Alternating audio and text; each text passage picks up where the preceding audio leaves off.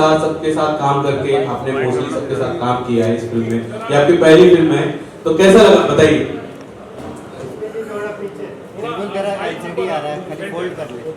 बहुत अच्छा एक्सपीरियंस था क्योंकि इतने बड़े एक्टर के साथ काम कर रहे थे और बहुत सपोर्टिंग थे सब। मेरे ये सारे सीन में बहुत सपोर्ट किया मुझे आर्यन भाई ने, अनिल सर ने, पीयूष भाई ने, तो बहुत अच्छा लगा काम करके। Thank you so much.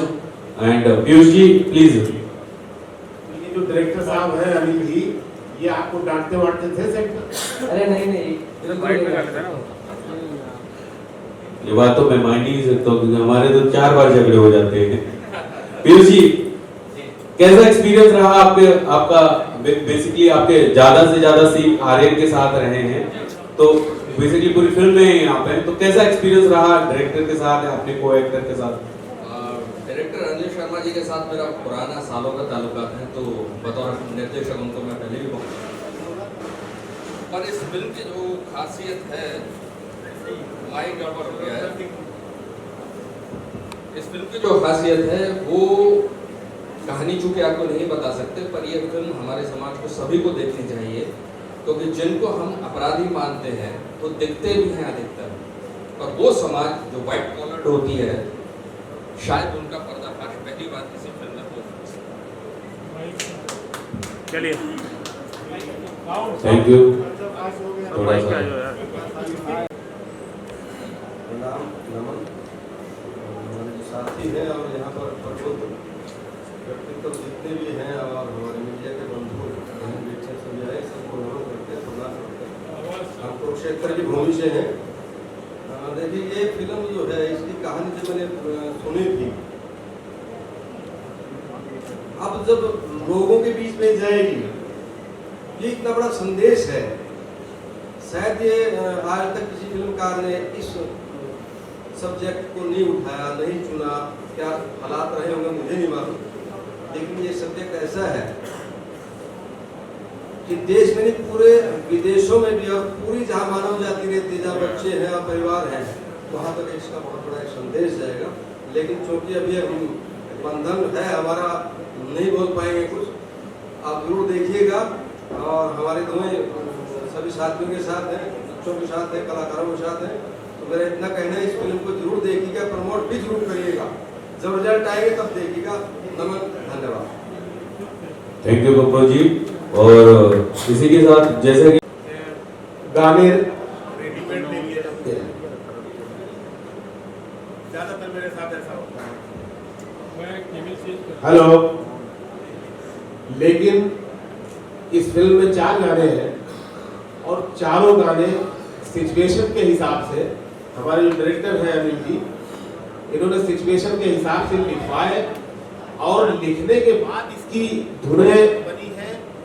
और इस बात का भी श्रेय मैं कौशल महावीर को देता हूं कि इन्होंने कहीं से कोई ट्यून नहीं उठाई और उस पर कुछ नहीं लिखवाया, बल्कि पहले शब्द लिखे गए जो पहले का तरीका हुआ करता था, और फिर बाद में कौशल ने इन गानों को कंपोज किया। गाने सारे सिचुएशन के मुताबिक हैं, फिल्म का हिस्सा है, फिल्म की कहानी को आगे बढ़ाते हैं।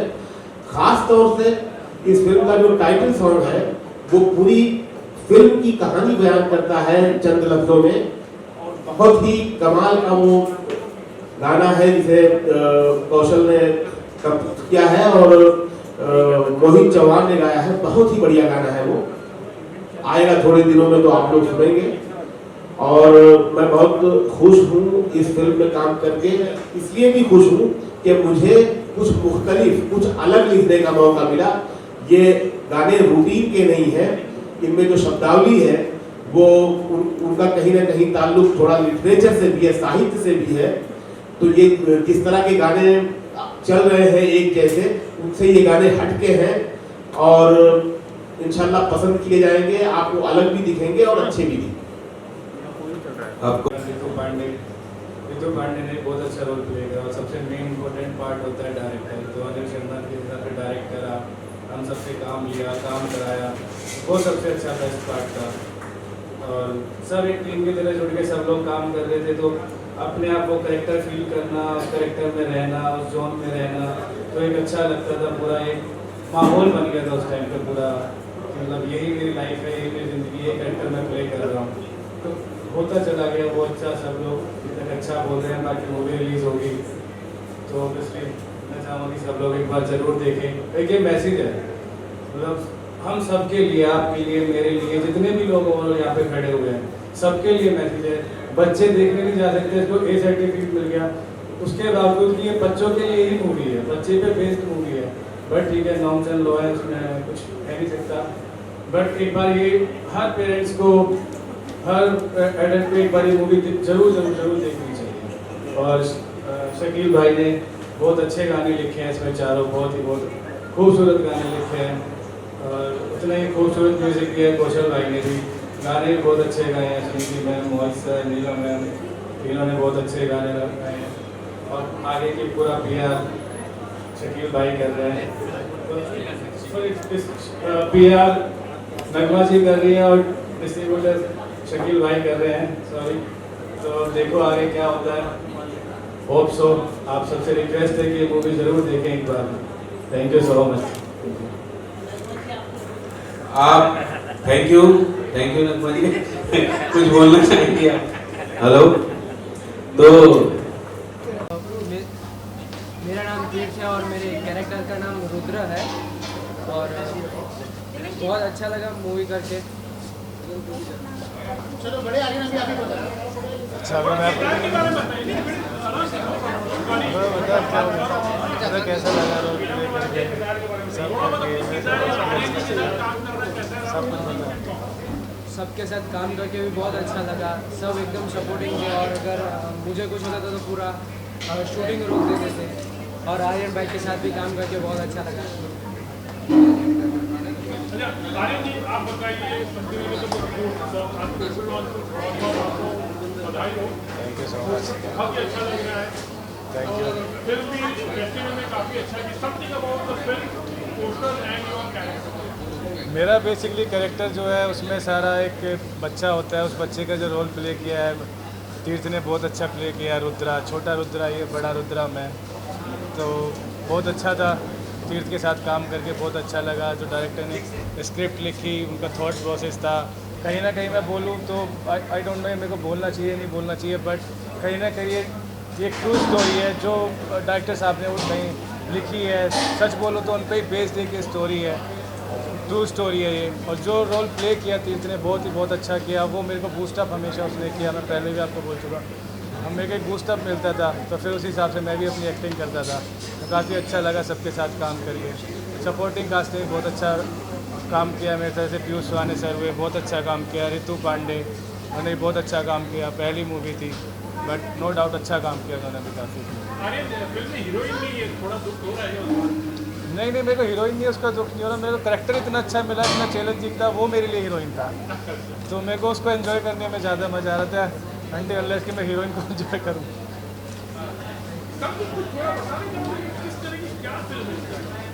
ये बेसिकली एक मैसेज है, एक बच्चे के साथ जो दुर्व्यवहार के ऊपर एक ये मूवी है।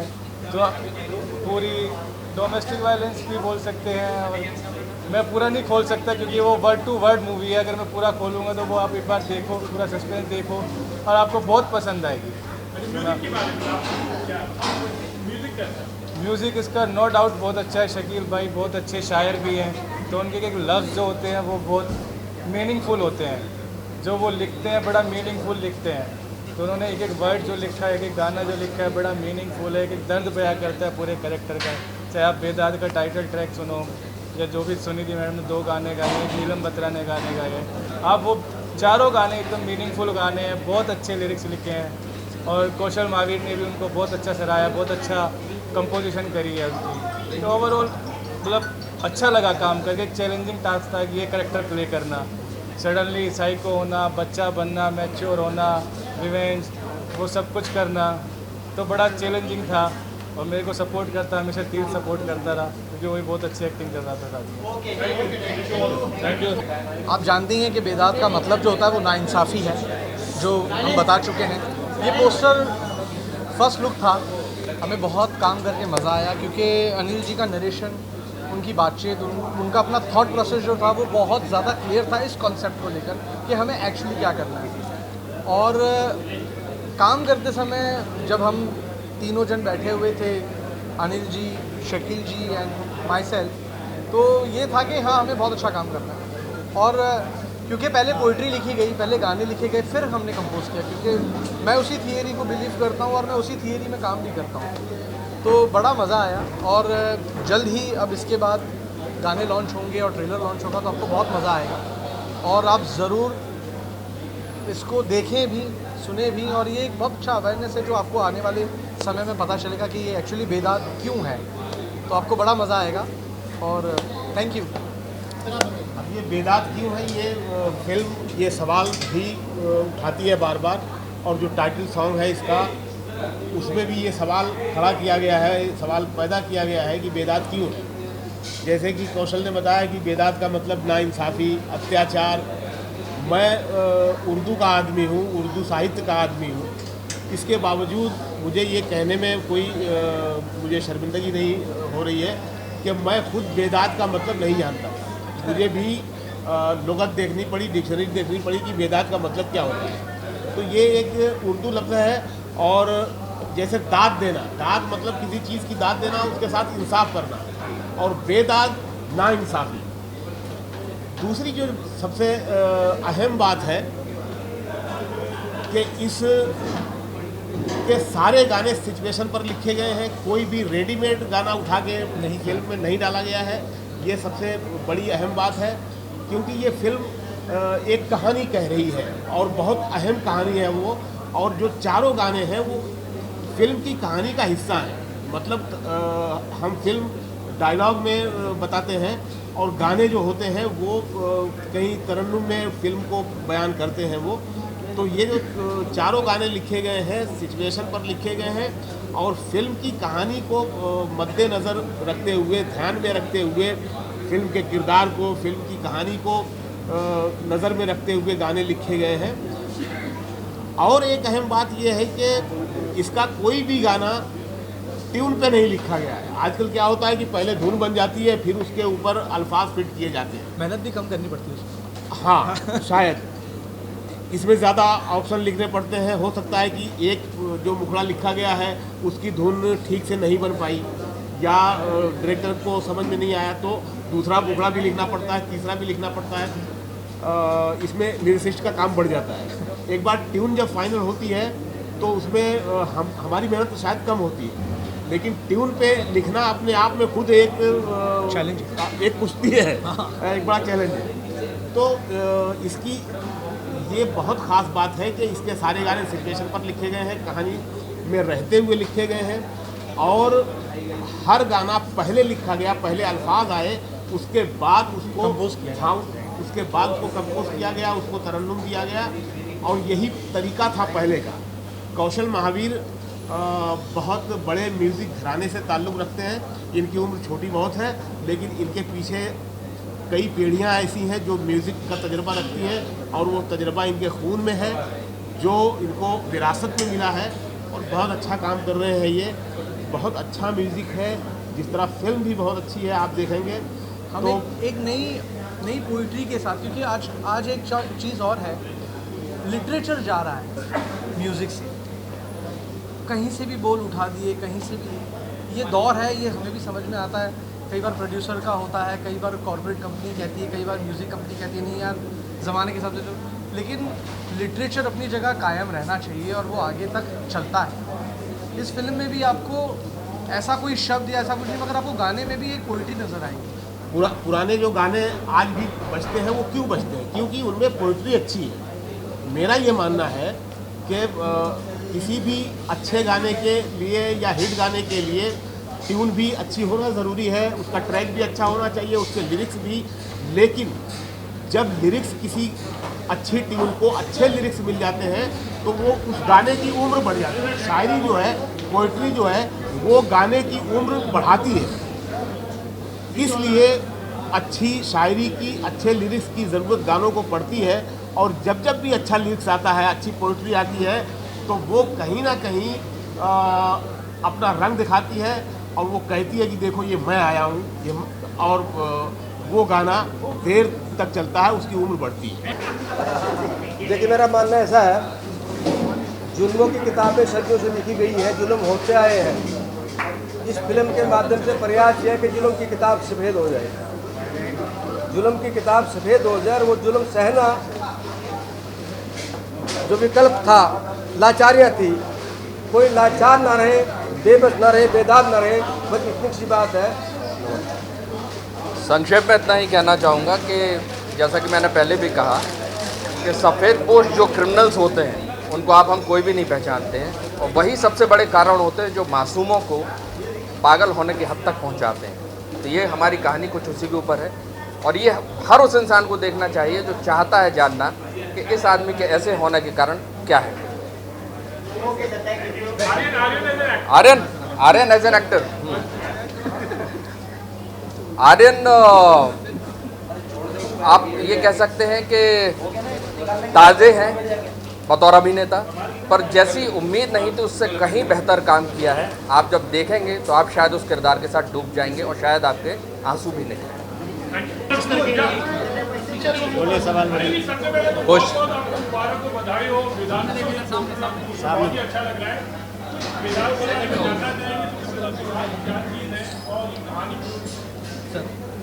कहानी क्या है? कहानी तो अभी बताएंगे नहीं, क्योंकि वेदांत की जो कहानी है वो पोस्टर ही बयां कर रही है। इस हिसाब से ही पोस्टर को डिज़ाइन किया गया है। और इस फिल्म के बारे में अगर मुझसे कुछ जानना चाहेंगे तो वेदांत के बारे में बताइए। वेदांत का जो मतलब है वो एक बताया, जैसे शकील साहब ने इससे पहले, कि नाइंसाफ़ी है उसका, अधर्म है उसका मतलब। ये एक बच्चे के ऊपर बेस्ड कहानी है।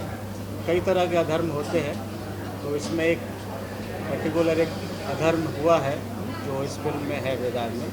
और इस फिल्म को बनाने के लिए जितनी मेहनत लगन वो लगी है पूरी टीम की है।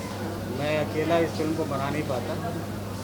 और मैं क्या बोलूं, मुझे बोलना नहीं आता। अगर मैं कुछ बोलना चाहूं तो वो फिल्म बोलेगी मेरी, और वही है वेदांत। अगर उसने बोला तो समझिए मेरी जीत है, और अगर उसने नहीं बोला तो मेरी हार है। Thank you. किशन, ये सवाल तुमने पिछले 3 सालों से मुझे पूछ के, देखिए बेसिकली हम लोग जो स्टार्ट करते हैं, जो इस सब्जेक्टिव फिल्म होती है, क्योंकि ये बहुत ज़्यादा कॉमर्शियल नहीं है, ये माउथ ऑफ पब्लिसिटी से चलने वाली फिल्म है, तो इसको 350 सिनेमा से हम ओपन कर रहे हैं ऑल इंडिया में, प्लस 350 सिनेमा हम इसके तमिल तेलुगु में भी कर रहे हैं। तो वो एक बड़ा एडवेंचर है। इसको डब लैंग्वेज भी कर रहे हैं, तमिल तेलुगु, और आगे भी और 2-3 लैंग्वेज में हम लोग, हमारी प्लानिंग है कि इसको रिलीज़ करेंगे।